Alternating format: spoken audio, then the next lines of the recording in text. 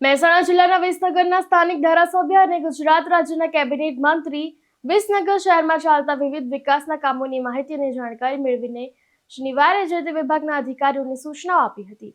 નગરપાલિકાના મીટિંગ હોલમાં શનિવારે સવારે મંત્રી ઋષિકેશ પટેલની અધ્યક્ષતા શહેરના વિવિધ વિકાસ કામો બાબતે મળેલી બેઠકમાં તમામ વિભાગોના અધિકારીઓને સૂચના આપી હતી.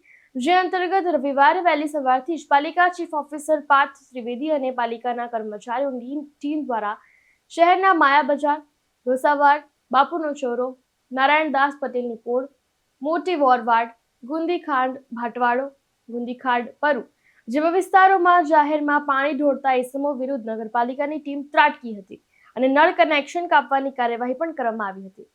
ત્યારે આ ડ્રાઈવમાં અનઅધિકૃત રીતે મેળવેલા કનેક્શન, પ્રાઇવેટ મોટરથી પાણી ખેંચતા હોય તેવા કુલ 26 જેટલા રહીશોના નળ કનેક્શન કાપી નાખવામાં આવ્યા હતા, જેના કારણે આ વિસ્તારમાં પાણીનો બગાડ કરતા વપરાશકારોમાં ફફડાટ ફેલાયો હતો અને હજુ પણ શહેરના અન્ય વિસ્તારોમાં પાણીનો બગાડ કરતા કે અનઅધિકૃત કનેક્શન કાપવાની ઝુંબેશ ચલાવવામાં આવશે. પ્રકાશ સોની સાથે વસીમ મંસૂરી, ચક્રવાત ન્યૂઝ, વિસનગર.